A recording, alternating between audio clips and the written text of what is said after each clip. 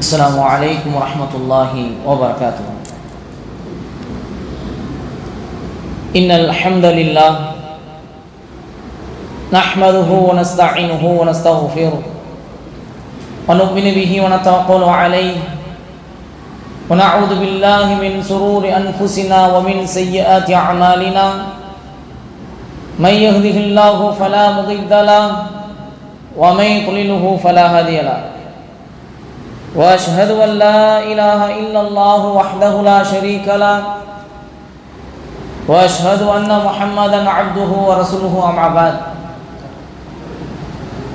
قال تعالى في القرآن الكريم القرآن المجيد: أعوذ بالله من الشيطان الرجيم بسم الله الرحمن الرحيم. يا أيها الناس اتقوا ربكم الذي خلقكم من نفس واحدة وخلق منها زوجها وبث منهما رجالا كثيرا ونساء واتقوا الله الذي تساءلون به والأرحام إن الله كان عليكم رقيبا. وقال أيضا: يا أيها الذين آمنوا اتقوا الله حق تقاته ولا تموتن إلا وأنتم مسلمون. وقال أيضا: من المؤمنين رجال صدقوا ما عاهدوا إلى آخر الآية. وقال رسول الله صلى الله عليه وسلم: خيركم من تعلم القرآن وعلمه كما قال عليه الصلاة والسلام. எல்லா புகழும் ஏகனாகிய அல்லாஹ் ஒருவனுக்கு மாத்திரம் உரித்தானதாக, அவனுடைய சாந்தியும் சமாதானமும் நாமெல்லாம் உயிரோட மேலாக நேசிக்கக்கூடிய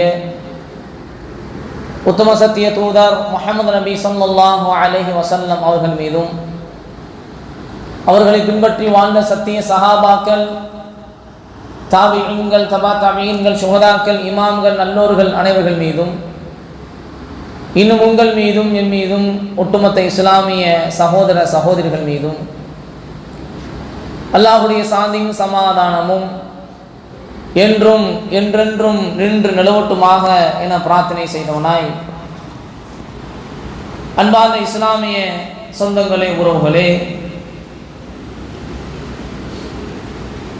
சஹாபாக்களை குறித்து தெரிந்து கொள்வது நமக்கு மிகவும் அவசியமான ஒன்றாக இருக்கிறது. ஏனென்று சொன்னால், சஹாபாக்களை பற்றி சொல்லும் பொழுது மசாபீஹுல் ஹுதா என்பதாக சொல்வார்கள், நேர்வழியின் விளக்குகள் அவர்களெல்லாம் என்பதாக சொல்வார்கள்.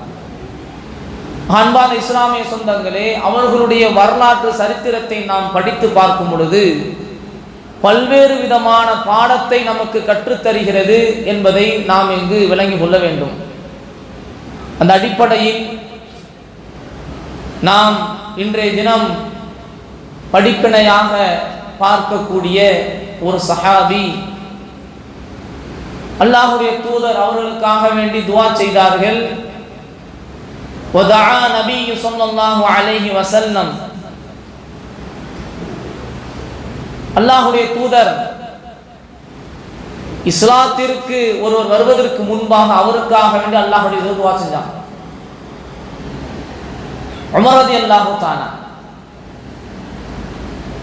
فقال اللهم اعز الاسلام بحب هذين الرجلين اليك بابي جهل او بعمر بن الخطاب رضي الله تعالى.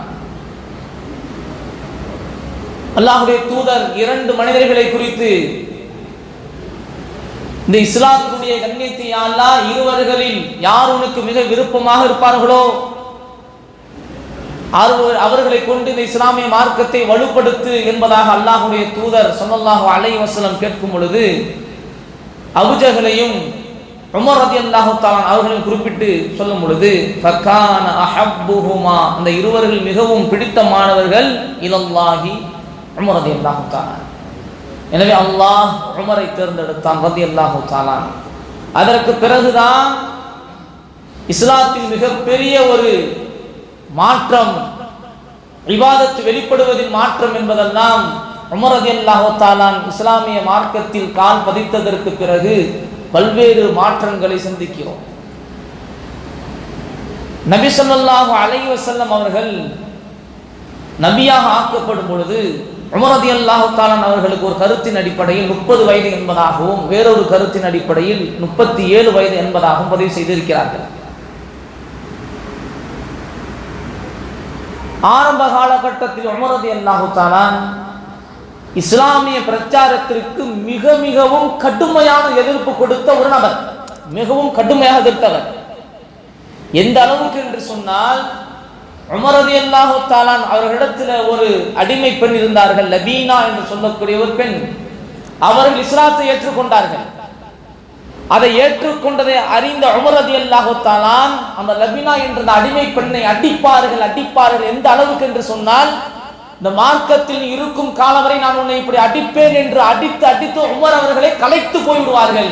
கலைத்து போய் ஒரு இடத்தில் அமர்ந்ததுக்கு பிறகு மீண்டும் வந்து உன்னை நான் அடிப்பேன் என்று உமர் அவர்கள் சொல்வார்கள் என்ற செய்தியை நாங்கள் வரலாற்றில் நாங்கள் பார்க்கிறோம். அந்த அளவுக்கு உமர் ரலியல்லாஹு தஆலா கடுமையான எதிர்ப்பை ஆரம்ப காலகட்டத்தில் கொடுத்தார்கள். எந்த அளவுக்கு என்றால், ஒரு கட்டத்தில் இந்த முஹம்மது நபி ஸல்லல்லாஹு அலைஹி வஸல்லம் இவர்களால் தான் நிறைய குழப்பங்கள் ஏற்படுகிறது என்பதை போன்று அவர்கள் உணர்ந்தவர்களாக ஒரு கட்டத்தில் நபியை நாம் முடித்து கட்ட வேண்டும் என்று புறப்பட்டார்கள். உமர் ரலியல்லாஹு தஆலா வாளை தொங்க விட்டவர்களாக அல்லாஹ்வுடைய தூதரை நோக்கி அவர்கள் எங்கிருப்பார்கள் என்று அவர்கள் வீதியில் நடந்து செல்லும் பொழுது அவர்களுடைய குடும்பத்தில் மிக முக்கியஸ்தராக கருதப்படக்கூடிய நঈம் இப்னு அப்துல்லாஹ் என்று சொல்லக்கூடிய அவர் வழியில் உமரை பற்றி விசாரிக்கிறார்கள். உமரை எங்க போறீங்க விசாரிக்கும் பொழுது அவர் சொல்லக்கூடிய செய்தி, முஹம்மத் என்பவரை நான் தீர்த்து கட்டுவதற்காக நான் செல்கிறேன் என்று சொல்லக்கூடிய அந்த சமயத்தில் அவர்களுடைய அந்த சிந்தனை திசை திருப்பியவர்களாக நঈம் அவர்கள் சொன்னார்கள், அவர்களை தீர்த்து கட்டுவதற்கட்டும் முதலில் உமது குடும்பத்தை நீங்கள் பாருங்கள். ஏனென்றால் உமர் ரலியல்லாஹு தஆலாவுடைய தங்கையாகக்கூடிய அவருடைய சகோதரி ஃபாத்திமா ரலியல்லாஹு தஆலா அவர்கள் இஸ்லாத்தை ஏற்றிருந்தார்கள். அவருடைய கணவர் சயீதும் இஸ்லாத்தை ஏற்றிருந்தார். இவர்கள் இஸ்லாத்தை ஏற்றிருக்கிறார்கள் என்று தெரிந்தவுடன் வேகமாக உமர் அவர்கள் அவர்களுடைய சிந்தனையை மாற்றியவர்களாக தனது தங்கையினுடைய வீட்டுக்கு நடை போடுறாங்க. வேகமாக செல்கிறார்கள்.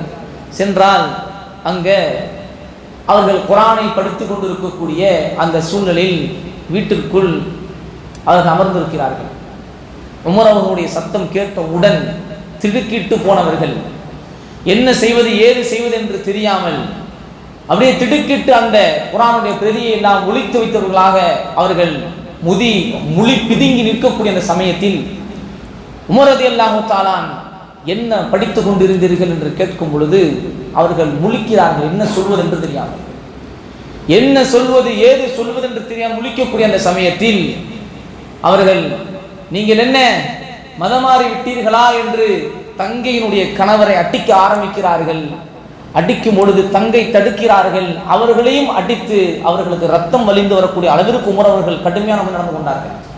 கடைசியில் அவருடைய தங்கை சொன்ன வார்த்தை, உமர் அவர்களே, நீங்கள் என்ன வேண்டுமானாலும் செய்து கொள்ளுங்கள், நீங்கள் என்ன வேண்டுமானாலும் செய்து கொள்ளுங்கள், நீங்கள் என்ன செய்தாலும் நாங்கள் இந்த கொள்கையிலிருந்து நாங்கள் வெளியே வரமாட்டோம் என்று சொன்னதற்கு பிறகுதான் ஒரு கணம் உமர் அவர்கள் அமைதியாக யோசிக்கிறார்கள்.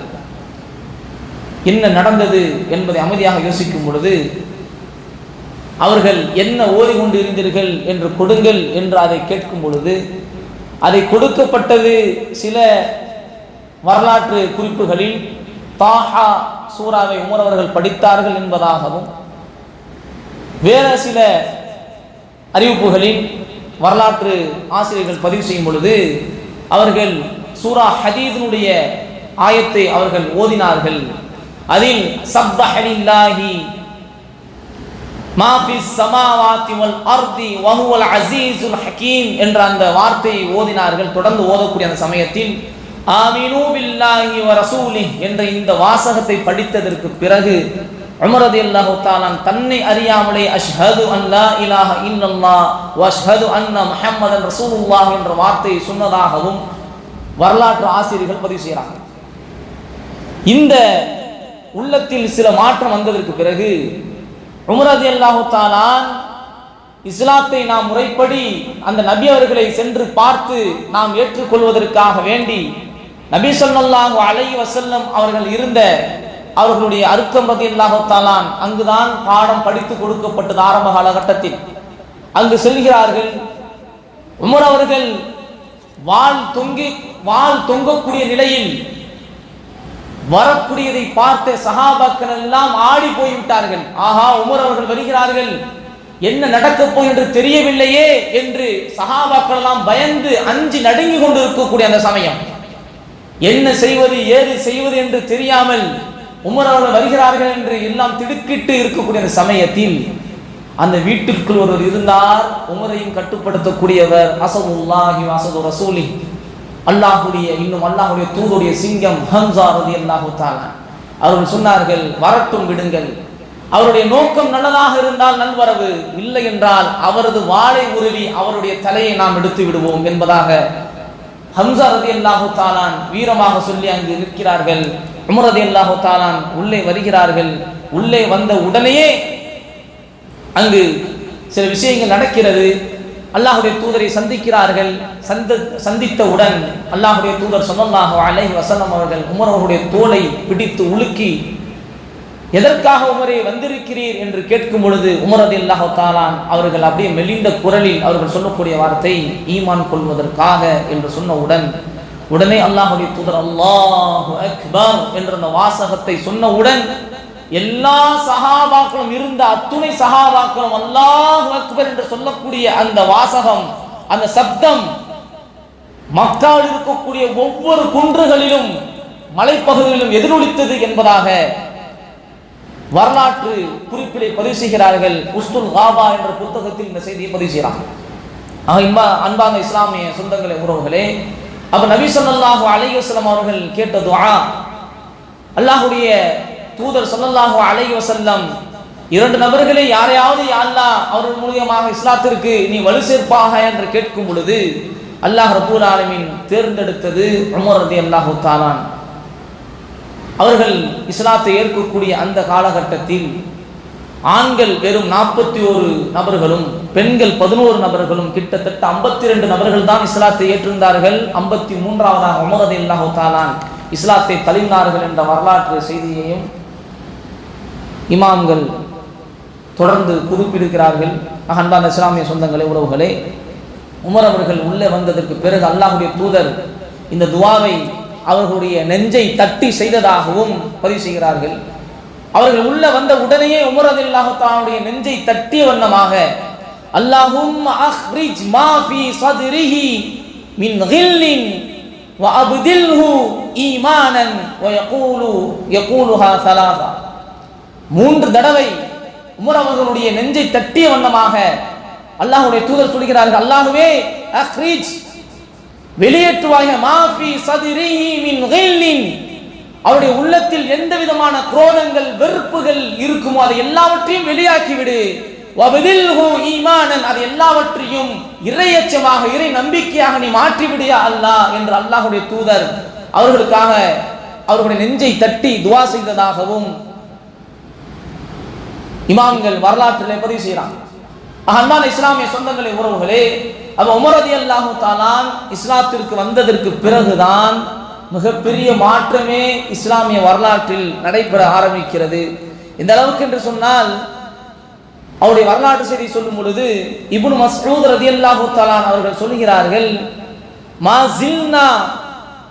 மா ஜில்னா அஇஸ்ஸதன் முந்து அஸ்லம உமர் ரலியல்லாஹு தஆலா. இப்னு மஸ்ஊத் ரலியல்லாஹு தஆலா சொல்லக்கூடிய செய்தி, உமர் ரலியல்லாஹு தஆலா இஸ்லாத்தை ஏற்றதில் இருந்துதான் நாங்கள் வலிமையும் கண்ணியம் உடையவர்களாக நாங்கள் திகழ்ந்தோம். அவர்கள் இஸ்லாத்திற்கு வந்ததற்கு பிறகு நாங்கள் வலிமையை உணர்ந்தோம், கண்ணியத்தை உணர்ந்தோம் என்பதாக இப்னு மஸ்ஊத் ரலியல்லாஹு தஆலா சொல்றாங்க. மேலும் சொல்லும் பொழுது இப்னு மஸ்ஊத் அவர்கள் சொல்லும் பொழுது, கான இஸ்லாமுஹு ஃபத்ஹன், உமர் அவர்கள் இஸ்லாத்திற்கு வந்ததற்கு பிறகு கான இஸ்லாமுஹு ஃபத்ஹன் வ ஹிஜ்ரத்துஹு நஸ்ரன் வ இமாரத்துஹு ரஹ்மத்தன். அவர்கள் இஸ்லாத்திற்கு வந்ததற்கு பிறகு, இஸ்லாத்தை அவர்கள் ஏற்றதற்கு பிறகு அது மகத்தான ஒரு வெற்றியாக இருந்தது. அவர்களுடைய ஹிஜ்ரத் எங்களுக்கு உதவியாக இருந்தது, அவர்களுடைய ஆட்சி ரஹ்மத்தாக இருந்தது என்பதாக இப்னு மஸ்ஊத் ரலியல்லாஹு தஆலா அவர்களை பற்றி புகழ்ந்து சொல்வார்கள். இஸ்லாத்தில் உமர் ரலியல்லாஹு தஆலாவுடைய பங்களிப்பு என்பது மிக மிக மிக அதிகமானது, அற்புதமானது. அவருடைய ஆட்சியை பற்றி பேசினால் பேசிக்கொண்டே போகலாம். அவர்கள் இஸ்லாத்தில் எந்த அளவுக்கு ஒன்றிருந்தார்கள், இஸ்லாத்திற்கும் உமர் ரலியல்லாஹு தஆலா அவர்களுக்கும் எந்த அளவுக்கு தொடர்பு இருந்தது என்பதை நாம் வரலாற்றில் பார்க்கும் பொழுது, கால ரசூலுல்லாஹி ஸல்லல்லாஹு அலைஹி வஸல்லம், அல்லாஹ்வுடைய தூதர் சொன்ன இந்த ஒரு செய்தி போதும் உமர் அவர்களுடைய வாழ்க்கை வரலாற்றை நாம் அறிந்து கொள்வதற்கும் புரிந்து கொள்வதற்கும். அல்லாஹ்வுடைய தூதர் சொன்னார்கள், இன்னல்லாஹ ஜஅலல் ஹக்க அலா லிசானி உமர் வ கல்பிஹி. அல்லாஹ் ரப்பல் ஆலமீன் சத்தியத்தை, அல்லாஹ் ரப்பல் ஆலமீன் சத்தியத்தை உமர் அவருடைய நாவிலும் இதயத்திலும் அல்லாஹ் ஆக்கி வைத்திருக்கிறான் என்பதாக அல்லாஹ்வுடைய தூதர் ஸல்லல்லாஹு அலைஹி வஸல்லம் உமர் அவர்களை பற்றி சொல்லக்கூடிய செய்தி திருமிதிரியில் 3682வது ஹதீஸாக பதிவு செய்யப்பட்டிருக்கிறது. அப்ப உமர் ரலியல்லாஹு தஆலா எந்த அளவுக்கு இந்த இஸ்லாமிய மார்க்கத்தோடு ஒன்றி இருந்தார்கள், எந்த அளவுக்கு அவர்களுடைய பங்களிப்பு இருந்தது என்பதையும் நாம் விளங்க வேண்டும். ஏனென்றால் உமர் ரலியல்லாஹு தஆலா இஸ்லாத்தில் ஒரு சில விஷயங்களை ஆலோசனையாக சொல்வார்கள். அல்லாஹ் வசனத்தை இறக்கி அதை செய்யுங்கன்னு சொல்லிடுவான். எந்த அளவுக்கு என்று சொன்னால், தவாப் செய்ததற்கு பிறகு, ஹஜ் உம்ராவில் தவாப் செய்ததற்கு பிறகு நம்ம மகாம் இப்ராஹிமில் 2 ரக்காத் தொழுவோம். உமர் ரலியல்லாஹு அன்ஹு சொன்னார்கள், இந்த இடத்தை நாம தொழக்கூடிய இடமாக நம்ம ஆக்கி கொண்டால் நல்லா இருக்குமே என்று சொல்லும் போதுதான் வத்தஹிது மின் மகாம் இப்ராஹிம் முஸல்லா என்பதாக அல்லாஹ் வசனத்தை இறக்கிட்டார். நீங்கள் அந்த இடத்தை, இப்ராஹிம் அலைஹிஸ்ஸலாம் அவர்கள் அந்த நின்ற இடத்தை நீங்கள் தொழக்கூடிய இடமாக நீங்கள் ஆக்கிக் கொள்ளுங்கள், 2 ரக்காத் தொழக்கூடிய இடமாக ஆக்கிக் கொள்ளுங்கள் என்ற வசனம் இறங்கப்படுகிறது. அது மாத்திரமல்ல, உமர் ரலியல்லாஹு தஆலா அவர்கள் நபி ஸல்லல்லாஹு அலைஹி வஸல்லம் அவர்களை பார்த்து சொல்லக்கூடிய செய்தி, அல்லாஹ்வுடைய தூதரே, உங்களுடைய வீட்டிற்கு நல்லவர்கள் வருகிறார்கள், தீயவர்கள் வருகிறார்கள், உள்ளத்தில் என்னென்ன இருக்கும் என்று தெரியாது, அதனால் நீங்கள் பெண்களுக்கு திரை போட சொல்லலாமே என்று சொன்னதுதான். அல்லாஹ் ரப்பல் ஆலமீன் திரைக்கு பின்னால் இருந்து நீங்கள் பேசுங்கள் என்ற வசனத்தையும் அல்லாஹ் இறக்கிட்டான். அவர்கிட்ட கேட்டால் ஃபஸ்அலூஹுன்ன மின் வராஇ ஹிஜாப், அல்லாஹ் ரப்பல் ஆலமீன் வசனத்தை இறக்கி விட்டான். ஆக இப்படி உமர் ரலியல்லாஹு தஆலா அவர்கள் சொல்லக்கூடிய செய்திகள் எல்லாம், அவர்கள் எதையெல்லாம் அவர்கள் நினைப்பார்களோ, நல்லது என்று கருதி ஒரு ஆலோசனையாக சொல்வார்களோ, அல்லாஹ் ரப்பல் ஆலமீன் உடனடியாக அது சரியாக இருக்கும் பட்சத்தில் வசனத்தை இறக்கிடுவான். அதான் அல்லாஹ்வுடைய தூதர் ஸல்லல்லாஹு அலைஹி வஸல்லம் சொல்லும் பொழுது, இன்னல்லாஹ ஜஅலல் ஹக்க அலா லிசானி உமர் ரலியல்லாஹு தஆலா, அல்லாஹ் ரப்பல் ஆலமீன் உமர் ரலியல்லாஹு தஆலா நாவிலே சத்தியத்தை ஆக்கி வைத்திருக்கிறான் என்பதாக அல்லாஹ்வுடைய தூதர் ஸல்லல்லாஹு அலைஹி வஸல்லம் அவர்கள் சொன்ன செய்தி நம்ம பார்க்கிறோம். அன்பார்ந்தவர்களே, அல்லாஹ்வுடைய தூதருடைய வீட்டிற்கு உமர் ரலியல்லாஹு தஆலா வந்தால் அவர் மனைவிமார்கள் அப்படியே என்ன செய்வாங்கன்னா, அப்படியே ஓடி ஒளிவாங்க. உமர் அவங்களுடைய சத்தம் கேட்டாங்க. சத்தம் கேட்ட உடனே எல்லாரும் ஓடி ஒளிறாங்க, அங்கங்க போய் கூடுறாங்க. இதை பார்த்தோன்னு அல்லாஹ்வுடைய தூதர் சிரிக்கிறாங்க. சிரிப்பை பார்த்த உமர் ரலியல்லாஹு தஆலா, அத்ஹகல்லாஹு சின்னக், அல்லாஹ்வுடைய தூதரே, உங்களை அல்லாஹ் சிரித்த வண்ணமாகவே வைத்திருக்கட்டும் என்று துஆ செய்றாங்க. துஆ செய்ததற்கு பிறகு அல்லாஹ்வுடைய தூதர் சொன்னார்கள், உங்களை பார்த்ததும் எல்லோரும் ஓடி ஒளிகிறாங்க உமரே என்று சொல்லி சிரிக்கிறாங்க. உமர் ரலியல்லாஹு தஆலா அப்பொழுதும் என்ன சொன்னார்கள் தெரியுமா? நபி நீங்கள் கூட இருக்கும் பொழுது உங்களை பார்த்து பயப்படாமல் என்னை பார்த்தா என்று உமர் அவர்கள் அங்கு வெளிப்படுத்தும் பொழுது அல்லாஹ்வுடைய தூதர் சொன்னார்கள், உமர் அவர்களே, நீங்கள் ஒரு பாதையில் நடந்தால் ஷைத்தான் வேற பாதையில் அல்லவா செல்கிறான் என்று உமர் அவர்களை பல இடத்தில் அல்லாஹ்வுடைய தூதர் உயர்த்தி புகழ்ந்து பேசியிருக்கிறார்கள். அப்படிப்பட்ட ஒரு தோழர் உமர் ரலியல்லாஹு தஆலா. இன்றைக்கு நாம ஒரு பாதையில போனா ஷைத்தான் நம்மளோட சேர்ந்துகிட்டே வா, ஆனா உமர் ரலியல்லாஹு தஆலா ஒரு பாதையில வந்தாங்கன்னா ஷைத்தான் வேற வழியில தெரிச்சு வர்றான். இன்னைக்கு நாம ஒரு பாதையில போவோம்னு தெரிஞ்சா ஷைத்தான் முதல்ல அந்த பாதையில வந்து வெயிட் பண்ணுவான். ஏன்னா அந்த அளவுக்கு ஷைத்தானால ஒன்றி போயிட்டு இருக்கு. அல்லாஹ் பாதுகாக்கும். அப்ப உமர் அவர்களுடைய ஈமான் எந்த அளவுக்கு இருந்தது, எந்த அளவுக்கு இஸ்லாத்தோடு ஒன்றி இருந்தார்கள் என்பதை நம்ம பார்க்கணும். அன்பான இஸ்லாமிய சகோதரர்களே, அல்லாஹ்வுடைய தூதருடைய வழக்கம், ஃபஜ்ருக்கு பிறகு யாராவது கனவு கண்டிருந்தால் அந்த கனவுக்காக விளக்கம் கொடுப்பார்கள். என்ன கனவு கண்டீர்கள், அதனுடைய விளக்கம் என்ன என்று அல்லாஹ் சொல்வாங்க. அந்த அடிப்படையில் அல்லாஹ்வுடைய தூதர் அப்படி சொல்லும் பொழுது 3 கனவுகள் உமர் ரலியல்லாஹு தஆலா அவர்களை பற்றி சொன்னார்கள். 3 கனவுகள் உமர் அவர்களை பற்றி அல்லாஹ் சொல்லும் பொழுது, அவர்கள் கண்ட கனவு, மக்கள் எல்லாம் ஆடை அணிந்திருக்கிறார்கள்.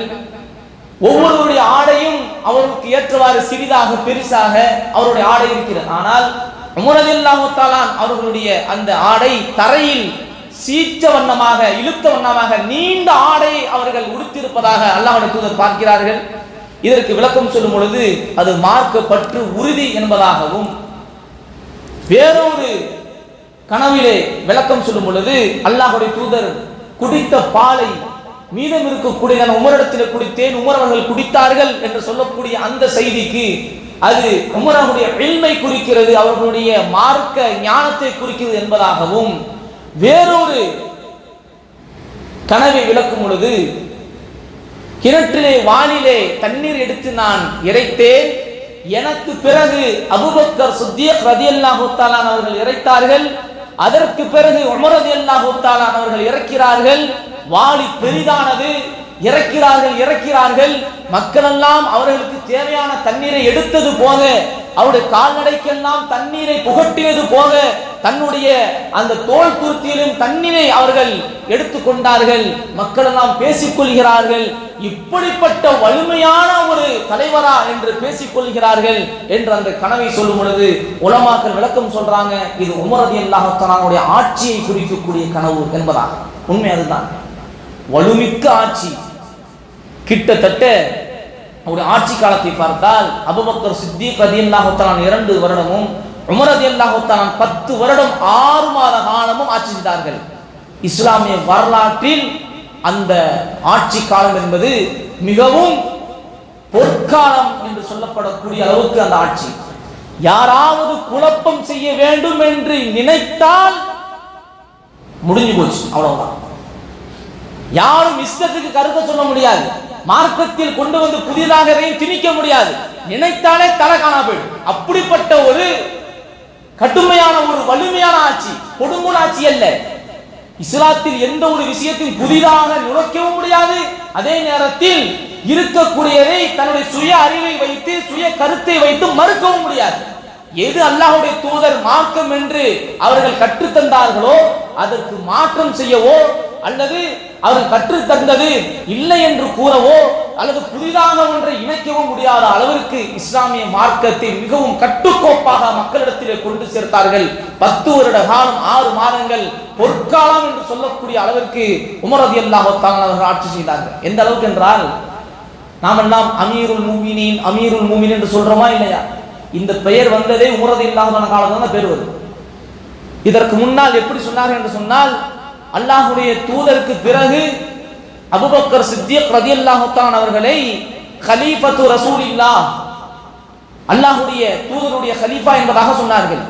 உமர் அவங்க வந்ததற்கு பிறகு கலீஃபத்து ரசூலில்லாஹ், இப்படி கலீஃபான்னு போனா மக்கள் சொல்வதற்கு கஷ்டப்படுவார்களே, வேற எதுவும் சுருக்கமாக மக்கள் அவர்களுக்கு கஷ்டமில்லாமல் கூப்பிடக்கூடிய ஒரு பெயர் இல்லையா என்று அவர்கள் சிந்தனை செய்து கொண்டிருக்கும் பொழுதுதான் முகீரத்து இப்னு ஷுஅபா ரலியல்லாஹு தஆலா அவர்கள் சொன்னார்கள், அன்த அமீருனா நஹ்னு முஃமினீன், நீங்கள் எங்களுடைய அமீராக இருக்கிறீங்க, நாங்கள்லாம் மூமின்கள், அதனால ஃபஅன்த அமீருல் முஃமினீன் என்று சொன்னாங்க. அன்றையிலிருந்து அந்த ஆட்சியாளர்களுக்கு அமீருல் முஃமினீன் என்பதாக பெயர் சூட்டப்பட்டு அப்படி கூப்பிட ஆரம்பித்தார்கள். அன்பான இஸ்லாமிய சொந்தங்களே, ஆக ஆட்சி என்றால் பல நபர்கள் போற்றக்கூடிய ஆட்சி உமர் ரலியல்லாஹு தஆலா ஆட்சி. இன்றைய வரைக்கும் பேசப்படக்கூடிய ஒரு ஆட்சி, மாற்றார்களாலும் அனைத்து ஆட்சியாளர்களாலும் போற்றப்படக்கூடிய பேசப்படக்கூடிய ஆட்சி உமர் ரலியல்லாஹு தஆலா அவருடைய ஆட்சி. எந்த அளவுக்கு என்று சொன்னால், குடும்பத்தில் அரசாங்கத்தினுடைய வாடை கூட வரக்கூடாது என்று உன்னிப்பாக இருந்தாங்க உமர் ரலியல்லாஹு தஆலா. குடும்பத்தில் அரசாங்கத்துடைய வாடை கூட வந்துடக்கூடாது. எந்த அளவுக்குன்னா சிந்தனை செஞ்சு பாருங்க, அவங்களுடைய சிந்தனை எந்த அளவுக்கு இருந்தது என்றால், ஒரு இடத்துக்கு போறாங்க, போகும்பொழுது ஒரு ஒட்டகத்தை பார்த்தாங்கன்னா கொழுத்த ஒட்டகம், நல்ல ஒட்டகம், நல்ல தின்று நல்ல கொழுத்து இருக்கிறது. இது யாருடைய ஒட்டகம் என்று கேட்கும்போது சொல்லப்படுகிறது, அமீருல் மூமின் அவர்களே, உங்களுடைய மகன் அப்துல்லாவுடைய ஒட்டகம். உங்களுடைய மகன் அப்துல்லாவுடைய ஒட்டகம் என்று சொன்ன உடனே அப்துல்லாவை கூப்பிடுங்க. என்ன இது கேட்கிறப்ப, எனது ஒட்டகம் நான் என்னுடைய சொந்த உழைப்புல வாங்கியிருக்கிறேன். அது நல்ல தீனி போட்டு நல்ல கொழுத்து இருக்குது, வித்தா நல்ல விலை போகும், நல்ல விலை போகும். இது தவறா? உமர் அவங்களுடைய சிந்தனையை பாருங்க. இந்த ஒட்டகத்தோட நீ வித்துரு. ஏன் என்று அவர்கள் விளக்கம் சொல்லும் பொழுது, அமீருல் மூமினுடைய மகனுடைய ஒட்டகம் என்று மக்கள் எல்லாம் அதற்கு அதிகமான தீனியை போடுவார்கள், தண்ணீர் வைப்பார்கள்.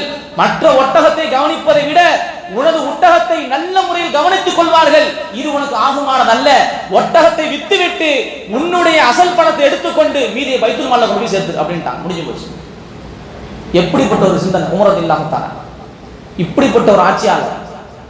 இன்னைக்கு அடுத்தவன் சொத்தை எப்ப நம்ம சுருட்டலாம் நினைக்கக்கூடிய மக்களுக்கு மத்தியில் இப்படிப்பட்ட ஒரு ஆட்சியாளர்.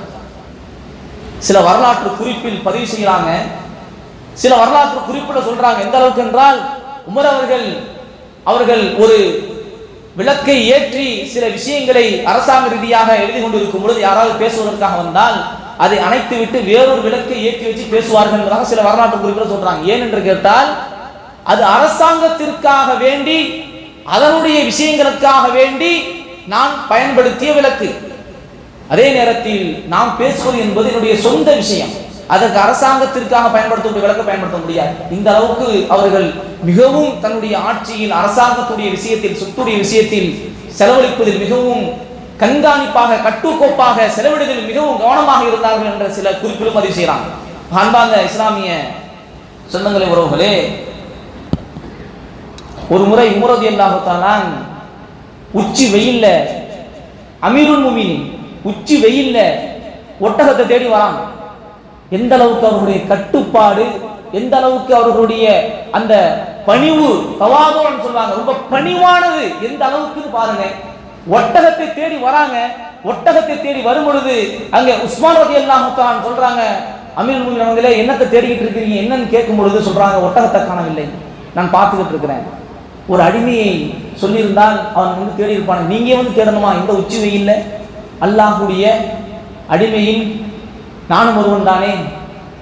இந்த உமர் அல்லாஹ்வுடைய அடிமை இல்லையா? என்னை விட அடிமை வேறு யார் இருக்க முடியும் என்று அவர்களாவே வந்து தன்னுடைய சுய வேலைக்காக வேண்டி அவர்கள் தேடினார்கள் என்ற வரலாற்று செய்தியை நம்ம பார்ப்போம். அன்பான இஸ்லாமிய சொந்தங்களை, இந்த செய்தியை கேட்ட உடனே உஸ்மான் அழுகிறாங்க. உமரே, இப்படி ஆட்சி புரிந்தால் அவருக்கு பின்னால் வரக்கூடிய ஆட்சியாளர்கள் எல்லாம் நீங்கள் கஷ்டத்தில் தள்ளிவிடுவீர்களே. இப்படி யாரால் ஆட்சி செய்ய முடியும்? இப்படிப்பட்ட ஆட்சியை நீங்கள் கொடுத்து விட்டு சென்று விட்டால் பின்னால் வரக்கூடிய ஆட்சியாளர்கள் கஷ்டப்படுவார்களே உமர்களே என்று கண்ணீர் வடித்தார்கள் அந்த இடத்தில் உஸ்மான் ரலியல்லாஹு தஆலா. அந்த அளவுக்கு ஆட்சியில் மிகவும் கவனமாக பார்த்து பார்த்து ஆட்சி செய்தார்கள். ஒரு சின்ன மோசடி என்றால் ஒரு சின்ன கட்டுகளவு இருக்கக்கூடிய விஷயம் கூட அரசாங்கத்திலிருந்து நம்முடைய சுய தேவைக்காக நாம் பயன்படுத்தி அதை இன்பம் கண்டுவிடக் கூடாது என்பதில் மிகவும் உன்னிப்பாக இருந்தவர்கள் உமர் ரலியல்லாஹு தஆலா. மிக உன்னிப்பாக இருந்தவர்கள். ஒரு ஆட்சியாளர், இன்னைக்கு ஆட்சியாளர்னா என்னமோ பெரிய, அதை விட உலகத்தில் எதுவுமே இல்லாதது போன்று பார்க்கக்கூடிய அளவுக்கு மக்கள் எல்லாம் நமக்கு எல்லாம் கீழே தான், நாம தான் எல்லாங்கிற அளவுக்கு இன்னைக்கு போயிட்டு இருக்கு. ஆனால் ஒரு ஆட்சியாளர் ரோந்து பணியில் ஈடுபடுவாங்க. மக்கள் எல்லாம் எப்படி இருக்கிறார்கள் என்று தானே வருவார்கள். வரக்கூடிய அந்த சமயத்தில் ஒரு வீட்டில் சாஞ்சி ஓரமா சவத்தில் அமர்றாங்க. அப்ப நடந்த அந்த பாலுடைய சம்பவம் எல்லோருக்கும் தெரியும். அந்த பால் கறந்த ஒரு பெண்மணி, அந்த தாய் பாலிலே தண்ணீர் ஊற்றும் பொழுது அந்த பெண்மணி என்ன செய்யறாங்க, தண்ணீர் கலக்காதீங்க, இது தடை இல்லையா, நாம் செய்யக்கூடாத என்று சொல்லும் பொழுது என்ன உமர் பார்த்து கொண்டா இருக்கிறார். அவர் அவருடைய சபையில் இருப்பார். உமர் அவங்க கேட்டுக்கிட்டு இருக்காங்க, சவத்துக்கு பின்னால அமர்ந்து இருக்கிறான். சாஞ்சி படுத்தாங்க, பேசுற செய்தி காதல் விடுவது.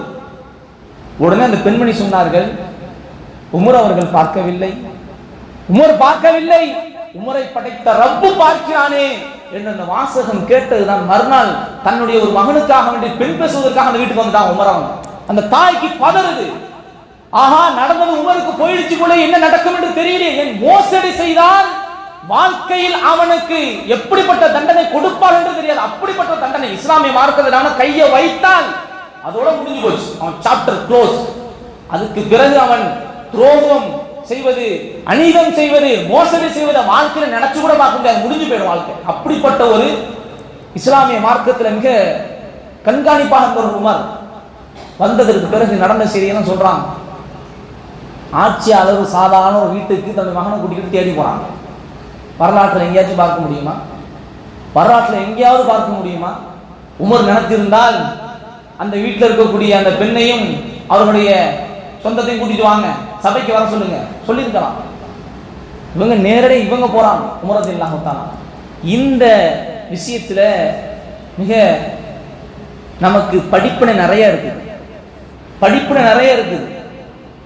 ஆக அன்பான இஸ்லாமிய சொந்தங்களே, உறவுகளே, இன்றைய காலகட்டத்தில் பேசப்பட வேண்டிய ஒரு சில விஷயம் என்பதால் இந்த செய்தியோடு தொட்டு ஒரு சில விஷயத்தை பதிவு செய்கிறோம். சிந்தனை செஞ்சு பாருங்க.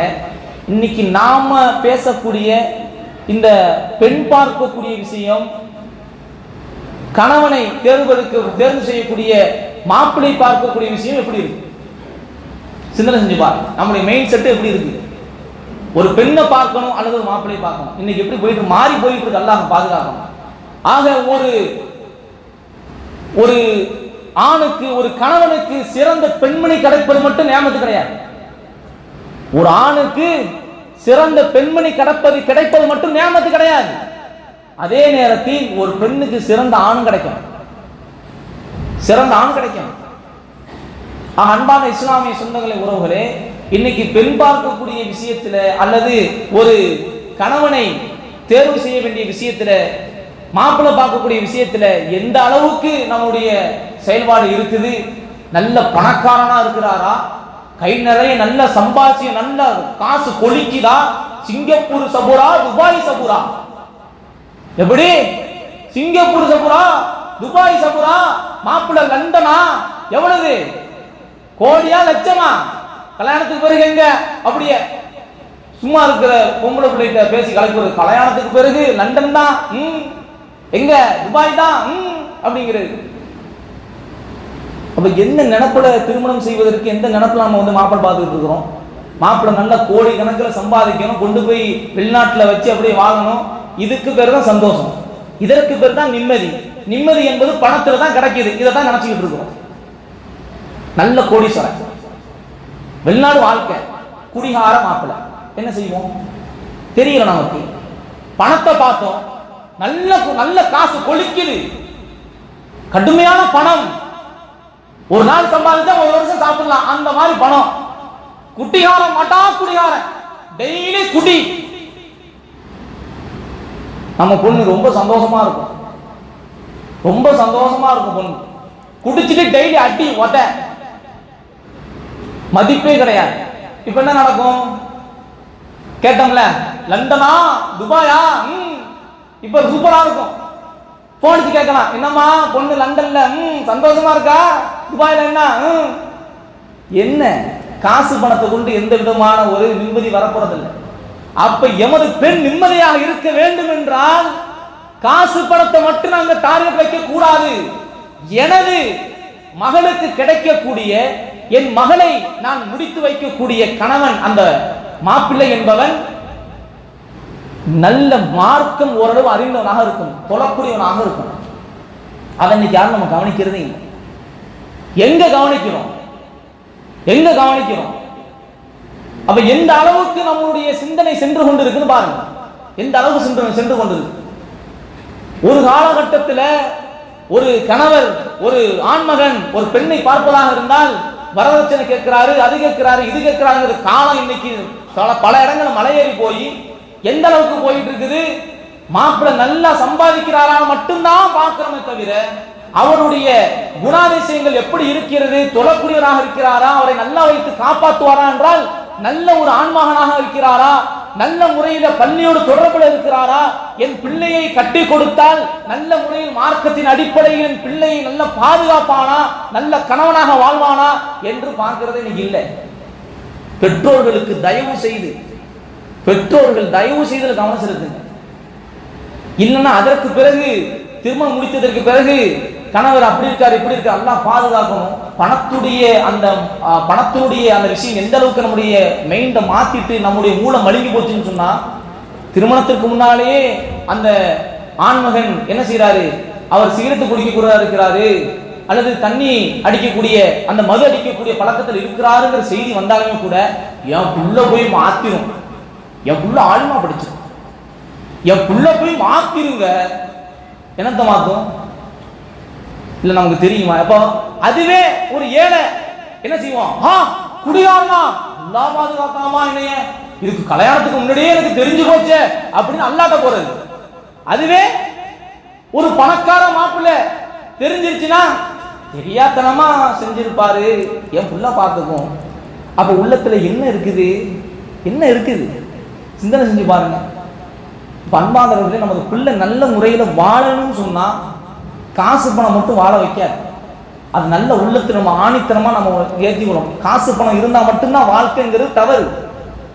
காசு பணம் தான் நம்மளை வாழ வைக்கும், அதுதான் என் பிள்ளைய சந்தோஷமா வச்சிருக்குன்னு சொன்னா அல்லாஹ் பாதுகாக்கணும். அது எந்த விதத்துல சரின்று தெரியல.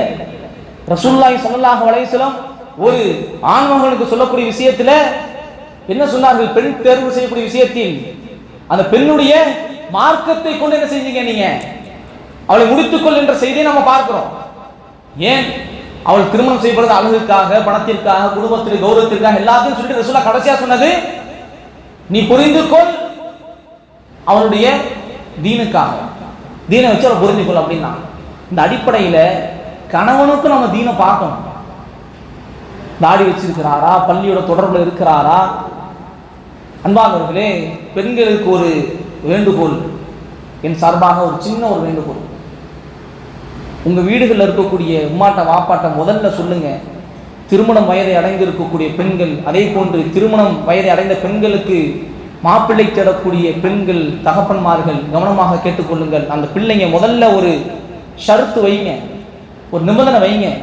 நீங்கள் பார்க்கிற மாப்பிள்ளை எனக்கு எப்படி இருப்பாரோ தெரியாது, ஆனால் தொழக்கூடியவராக இருக்கணும். தாடியை விரும்பி அல்லாஹ்வுடைய தூதுடைய சுன்னாவை பின்பற்றக்கூடியவராக இருக்கணும். ஹராமிலிருந்து விலகியவராக இருக்கணும். பள்ளியோடு தொடரக்கூடியவராக இருக்கணும். இப்படிப்பட்ட ஒரு மாப்பிள்ளை எனக்கு பாருங்க என்று சொல்லுங்க. இந்த ஷரத்தை வைங்க. ஆனா இன்னைக்கு நம்ம பார்க்கறது முழுக்க மாப்பிள்ளை எத்தனை பவுன் போடுவாரு, அது மாப்பிள்ளை வீடா இருந்தா பொண்ணு வீட்டுல எத்தனை பவுன் போடுவாங்க, இதைத்தான் பார்க்க நல்லா பாதுகாக்கணும். அன்பார்ந்த இஸ்லாமிய சொந்தங்களே, உமர் ரலியல்லாஹு தான் தேடி போனது மார்க்கத்தை கொண்டு மட்டும்தான். அல்லாஹ்வுக்கு அஞ்சி இருக்கிறாங்க, அல்லாஹ்வுக்கு அஞ்சி இருக்கிறாங்க, அதனால போனார்கள். அந்த அடிப்படையில அல்லாஹ்வுக்கு அஞ்சக்கூடியவனாக இருக்கிறானா அந்த கணவன் என்பதை நல்ல விசாரிங்க. அவனுடைய வாழ்க்கை எப்படி இருக்குது, நண்பர்களுடைய வட்டாரம் எப்படி இருக்குது, மார்க்கம் நல்ல தெரிந்தவனாக இருக்கிறானா. ரொம்ப தெரிந்தவனாகனா ஆலிமா தான் இருக்கணும் அவசியம் இல்லை. பள்ளியோட தொடர்புல ஹராம் ஹலாலை பேணக்கூடியவனாக இருக்கிறானா, தீய பழக்கங்கள் இல்லாமல் நல்ல மார்க்கம் சொன்ன அடிப்படையில் பெண்களுக்கான உரிமையை கொடுக்கக்கூடியவனாக இருக்கிறானா என்பதை நம்ம பார்க்கணும். தயவு செய்து பெண் பிள்ளைகளுக்கு ஆண்மகனை தேடக்கூடியவர்கள் இதுல கவனம் செலுத்துங்க கொஞ்சம். கண்டிப்பா அல்லாஹ் அதுல மிகப்பெரிய ஒரு வெற்றியை வச்சிருப்பான். நமது பிள்ளைகள் நல்ல ஒரு வாழ்க்கையை வாழ வேண்டும் என்று சொன்னால் மார்க்கம் இல்லாம வாழ முடியாதுங்க. மார்க்கம் இல்லாம ஒண்ணும் இல்லை. தயவு செய்து அதுல கொஞ்சம் கவனம் செலுத்துங்கள். பிள்ளை என்பவர் நல்ல முறையில் தொழக்கூடியவராக, பள்ளியோடு தொடர்பு இருக்கக்கூடியவராக, தாடி வைத்திருக்கக்கூடியவராக, சுன்னாக்களை பேணக்கூடியவர்களாக இருக்கணும். அல்லாஹ் ரப்பூல் ஆலமீன் அப்படிப்பட்ட ஒரு மாப்பிள்ளையை நாம தேர்வு செய்வோம் என்று சொன்னால் அல்லாஹ் ரப்பூல் ஆலமீன் கண்டிப்பான முறையில் வாழ்க்கையில் பிரகாசத்தை ஏற்படுத்துவான் என்பதை நான் இங்கே தெரிந்து கொள்ள வேண்டும். அன்பார்ந்த இஸ்லாமிய சொந்தங்களை உறவுகளே, இப்போ உமர் ரலியல்லாஹு தஆலா அவர்களுடைய அந்த மார்க்கத்துடைய பற்றை பார்த்து, அல்லாஹ்வுடைய அச்சத்தை பார்த்து அந்த பெண்ணை தன்னுடைய மகனுக்கு பெண் கேட்டு சென்றார்கள் என்ற வரலாற்று செய்தி நம்ம பார்ப்போம். அப்ப கடைசியாக பார்ப்பது உமர் ரலியல்லாஹு தஆலா அவர்களுடைய மரணம். இறுதியாக அவர் ஆட்சி காலத்தில் நிறைய விஷயங்கள் செய்தார்கள். அதை பதிவு செய்தால் அது ரொம்ப பெரிதாக வரலாறு போகக்கூடிய அளவுக்கு விஷயம். முடிந்தால் உமர் ரலியல்லாஹு தஆலா அவர்களுடைய ஆட்சி வரலாறு கிஸ்ஸத்துல் உமர் அது தமிழ்ல நிறைய புத்தகங்கள் வந்திருக்குது. அந்த புத்தகங்களை எடுத்து உமர் அவர்களுடைய ஆட்சி எப்படிப்பட்டதெல்லாம் இருந்தது, என்னென்ன விஷயங்களாம் கொண்டு வந்தார்கள், இன்றைய காலகட்டத்தில் நவீன காலகட்டத்தில் பயன்படுத்தக்கூடிய நிறைய விஷயங்களை உமர் அவங்க தான் ஆரம்பிச்சு வச்சது. அந்த அளவுக்கு அவங்களுடைய ஆட்சி பொற்காலமாக இருந்தது. இஸ்லாமிய மக்களுக்கு மட்டுமல்ல, அந்த பொற்காலமாக இருந்தது என்பது இஸ்லாமிய மக்களுக்கு மட்டுமல்ல, யாரெல்லாம் இஸ்லாம் அல்லாதவர்களும் பிற தேசத்தில் வாழ்ந்தார்களோ அவர்களுக்கும் அப்படிப்பட்ட ஒரு நிம்மதியான ஆட்சி வேறு யாரும் கொடுத்திட முடியாத அளவிற்கு உமர் ரலியல்லாஹு தஆலா இஸ்லாமிய ஆட்சியை செய்து காமித்தார் என்பதை வரலாற்றை பார்க்கிறோம். அன்பார்ந்த இஸ்லாமிய சொந்தங்களே, உறவுகளே, அப்போ உமர் ரலியல்லாஹு தஆலா மதீனாவில் ஒரு வழியாக போகும்போது முகைரா இப்னு ஷுஅபா அவர்களுடைய அடிமை, அபு லுலுவா என்று சொல்லக்கூடிய அடிமை, அவனை பார்க்குறாங்க. பார்த்து அவங்க என்ன கேட்குறாங்கன்னா, உமர் ரலியல்லாஹு அன்ஹு தனக்கு ஒரு திருகை செஞ்சு கேட்குறாங்க. திருகை செஞ்சு கேட்குறாங்க. கேட்கும்பொழுது அவன் நான் செஞ்சு தாரேன், ஆனால் ஒரு கோரிக்கை அவன் சொல்றான், என்னுடைய எஜமானன் அதிகமான வருமானம் கேட்கிறார், என்னால் அவளுக்கு கொடுக்க முடியல, அதிகமான வருமானம் கேட்கிறாரு, அதனால் நீங்கள் கொஞ்சம் சொல்லி குறைக்க சொல்லுங்க அப்படின்னு சொல்லும் பொழுது உமர் அவர்கள் யதார்த்தமாக, நீ நல்ல திறமைக்காரன் தானே, நல்ல திறமையான ஆளு தானே, நீ உன்னால் கொடுக்குற அளவுக்கு உனக்கு இருக்குமே, ஏன்னா நல்ல திறமையான ஆளு, அவன் யதார்த்தமாக சொல்றாங்க, திறமையான ஆளு தானப்பா நீ என்று சொல்லக்கூடிய அந்த யதார்த்தமான வார்த்தை இவனுக்கு உள்ளத்துல ஒரு வெறுப்புணர்வை ஏற்படுத்துது. வெறுப்புணர்வை ஏற்படுத்தியதற்கு பிறகு அவன் ஒரு பாரசீக அடிமை மஜூசி என்ன செய்கிறான் என்று சொன்னால், அந்த வெறுப்புணர்வு கடைசியில் உமரை கொலை செய்ய வேண்டும் என்ற அளவிற்கு அவருடைய எண்ணம் தூண்டப்பட்டு, உமர் ரலியல்லாஹு தஆலா பழக்கம் என்னவென்று சொன்னால், ஃபஜ்ருக்கு வரும்பொழுது எல்லாரையும் கிளப்பிட்டே வருவாங்க, சத்தம் போட்டுக்கிட்டே வருவாங்க. ஃபஜ்ருடைய தொழுகைக்காக வேண்டி எல்லோரையும், அவர்கள் வரக்கூடிய வழியில் இருக்கக்கூடிய எல்லோரையும் எழுப்பி கொண்டே வருவாங்க. வரக்கூடிய அந்த சமயத்தில் இவன் அறிந்து கொள்கிறான் உமர் அவங்க வெளியே வந்துட்டாங்கன்னு சொல்லி. இப்போ இவர்களை கொலை செய்வதற்காக வேண்டி தயாரான அவன் என்ன செய்கிறான் என்று சொன்னால், இப்போ உமர் அவங்க தொழுகை நடத்தக்கூடிய ஃபஜ்ருடைய தொழுகை நடத்தக்கூடிய அந்த சமயத்தில், அன்றைய தினம் விளக்குகள் அதிகமாக இல்லாத தினம், கொஞ்சம் இருளில் தான் என்ன செய்யும் தொழுகை நடக்கும். அந்த நேரத்தில் அவன் என்ன செய்யறான்னா, சப்புகளை கிழித்து கொண்டு, கத்தியை வைத்து சப்புகளை கிழித்து கொண்டு 12-13 சஹாபாக்களை அந்த கத்தியால் அப்படியே என்ன செய்யறான், போன வேகத்தில் கிழிச்சுக்கிட்டே போறான். அதுல 6 சஹாபாக்கள் ஷஹீதாயிரான். 6 சஹாபாக்கள் ஷஹீதாய, மற்ற சஹாபாக்கள் காயமுட்டு கிடக்கிறாங்க. அவர்களுக்கு அடிப்பட்ட அந்த கத்தி கிளியலால் காயமுட்டு கிடக்கிறாங்க. இப்போ உமர் அவர்களை 3 முறை என்ன செய்யறான், குத்துகிறான். 3 முறை உமர் அவர்கள் தொழுகையில் இருக்கும்போது குத்தப்படுகிறது. உமர் அவர்கள் இரத்த வெள்ளத்தால் மிதக்க ஆரம்பிக்கிறார்கள், அப்படியே சரிகிறார்கள். சரியும் பொழுது கூட என்ன வார்த்தை சொன்னார்கள் தெரியுமா? சரியும் பொழுது கூட சொன்ன வார்த்தை, உண்மையில் நம்முடைய உள்ளத்துல நாமெல்லாம் உண்மையிலேயே இஸ்லாமிய மார்க்கத்தில் இந்த உமர் வாழ்ந்த இந்த இஸ்லாமிய மார்க்கத்தில் தான் நடப்போட்டுக்கிட்டு இருக்கிறோமா அப்படிங்கிறத நம்ம சிந்தனை செஞ்சு பார்க்கணும். என்ன வார்த்தை சொன்னார்கள் தெரியுமா? ரத்தம் ஓடுகிறது, வலிந்து அப்படி சாய்கிறார்கள். சொன்னார்கள், அப்துர் ரஹ்மான் இப்னு அவுஃப் எங்கே? ஃபஜ்ருடைய நேரம் முடிய போகிறது, தொழுகை நடத்த சொல்லுங்க.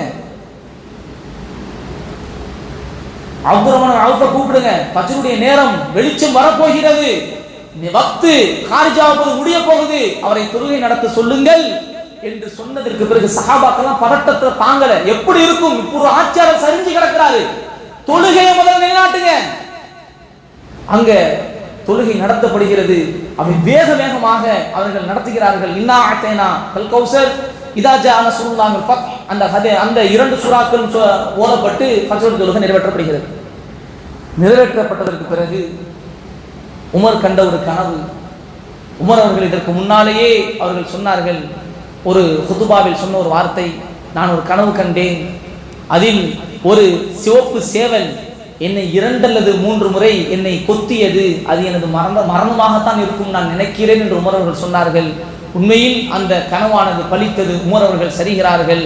துல்ஹஜ்ஜினுடைய கடைசி அல்லது முஹர்ரமுடைய முதல் அந்த நாட்களில் உமர் ரலியல்லாஹு தஆலாவுடைய மரணம் நிகழ்கிறது. அவர்களை அடக்கம் செய்கிறார்கள். சுஹைப் ரலியல்லாஹு தஆலா அவர்கள் தொழுகை நடத்துகிறாங்க உமர் ரலியல்லாஹு தஆலா அவர்களுக்கு.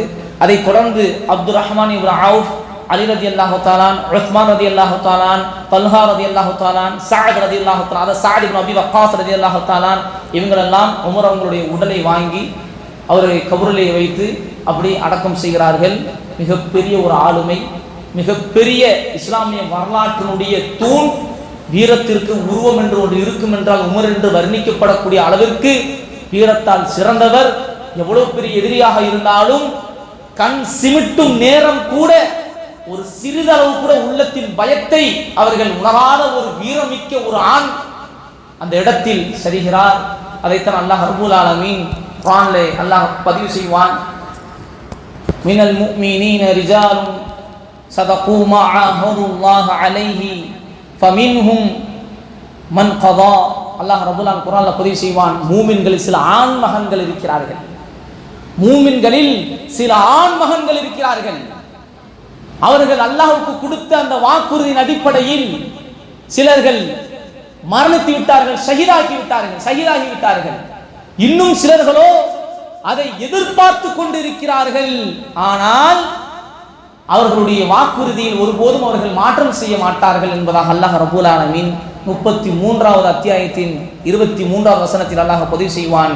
அப்படிப்பட்ட மின்னல் முஃமினீன ரிஜாலுன், அப்படிப்பட்ட மூமின்களினுடைய மிகச்சிறந்த ஒரு ஆண் ஆளுமைதான் உமர் ரலியல்லாஹு தஆலா அவர்களுடைய மரணம் நிகழ்கிறது. அன்பார்ந்த இஸ்லாமிய சொந்தங்களே, உறவுகளே, உமர் ரலியல்லாஹு தஆலாவுடைய வாழ்க்கை குறிப்பில் நாம் படித்தால் பல படிப்பினைகள் நமக்கு நம்முடைய வாழ்க்கையில் செயல்படுத்த வேண்டிய விஷயங்களை நாங்கள் பெற்றுக்கொள்ளலாம்.